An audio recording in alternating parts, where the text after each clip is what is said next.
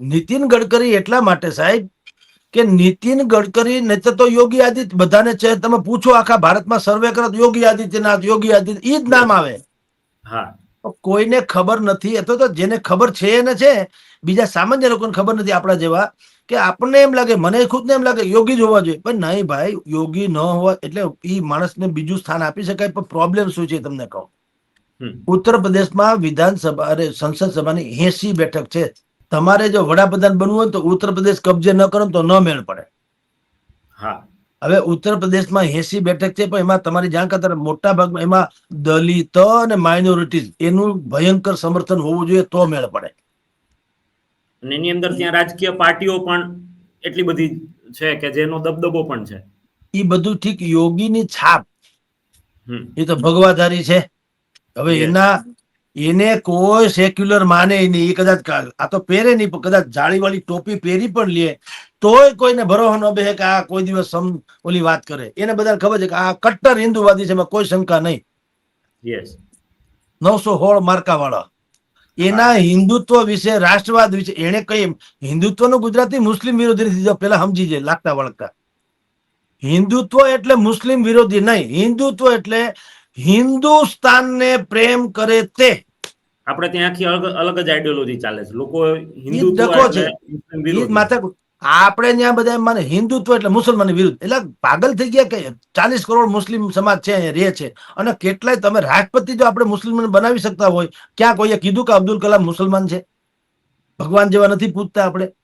એમ ન હોય. કૌશલ્યવાન કોઈ પણ માણસ હોય, રાષ્ટ્રને સમર્પિત કોઈ પણ માણસ હોય, એ જરાય કોઈને વાંધો નથી. એને જ રાષ્ટ્રવાદી કહેવામાં આવે. રાષ્ટ્રવાદીની કોઈ કોમ ન હોય, તમને દેશ પ્રત્યે ફિદા થઈ જાવ એ રાષ્ટ્રવાદી, ધેટ્સ ઓલ.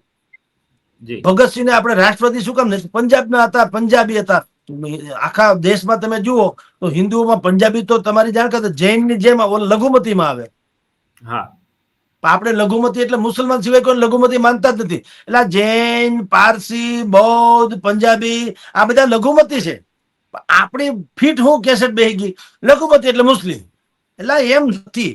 એવી રીતે હું કઉ છું કે ભારતીય જનતા પાર્ટીને ખબર છે યોગી આદિત્યનાથ એટલી ભગવાધારી છે, એને જિંદગીમાં કોઈ દી કોઈ વડાપ્રધાનના ચહેરા તરીકે મૂકે તો સ્વીકારે નહીં. બીજા અમુક લોકો કટ્ટરવાદીઓ ન જ સ્વીકારે.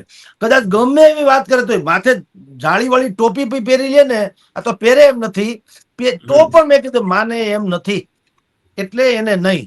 દેવેન્દ્ર ફડણવીસ અને ગડકરી આ નામ એવા છે કે એમાં લોકોને એમ થાય કે કઈ વાંધો નહીં. કમસે કમ અટલ બિહારી કેમ હતા? મવાળ કહેતા ને, મવાળ પ્રવૃત્તિ. મવાળ એટલે લાચાર કે મજબૂર નહીં. મવાળ એટલે બધાની સાથે સમદ્રષ્ટિ રાખનારા, કટ્ટરવાદી નહીં તે મવાળ. દેવેન્દ્ર ફડણવીસ જે છે હજી યુવા ચહેરો છે, એટલે એને વડાપ્રધાન તો બહુ મોટું ગણાય, એને કરે નહીં. પણ ગડકરી પાકી ગયા આપણી ભાષામાં. હા, અને RSS ના એની પર 4 હાથ છે. એટલે તો તમે જુઓ એનું મંત્રાલય ને એની વાત છે. તમે જુઓ ક્યારે ગડકરીને પડતા મુકાશે કે ગડકરીથી ફલાણાભાઈ નારાજ કે એવી વાત નહીં આવે. ગમે એમ બોલે તોય એ ગમે એવું બોલે તો દૂધણી ગાય હોય ને એની પાટું ભલે, એમ ગામડામાં કે છે. ગાય દોવા દેતી હોય ને તો પાટું મારે ને તો કોઈને વાંધો નહીં. માની ગાળ ઘીની નાળ. ગડકરી છે RSS ના એવા બધા મેઇન માણસ છે કે ઈ ગમે એવું કડવું બોલે ને તો સાંભળ્યું ન સાંભળ્યું કરે. ગઈ છે બાપા, એ તો બોલ્યા કરે. હું કામ હાલે એમ નથી એના વગર. સમજી ગયું? એટલે RSS એમ કે છે કે તમે કામ કરો ભવિષ્યના. એ પાછા ભવિષ્યની વાત કાલને કાલ નથી બેહાડી દેવાના. ચાંદલો કરી આમ નથી બેહાડી દેવાનો. એમ નથી. નરેન્દ્ર મોદીને એમ કે 2029 સુધી તમે રહ્યો, 29 કંઈક નવા જૂની કરશું. ઈ પછી તમારે આમાંથી કોકની પસંદગી આ કે આપણી ધ્યાનમાં ન હોય બીજા, પણ ઈ કટ્ટર રાષ્ટ્રવાદી. વાતની એક વાત, એમાં કોઈ લચીલાપન નહીં, કોઈ સમજોતા નહીં, કોઈ ઇધર ઉધર નહીં.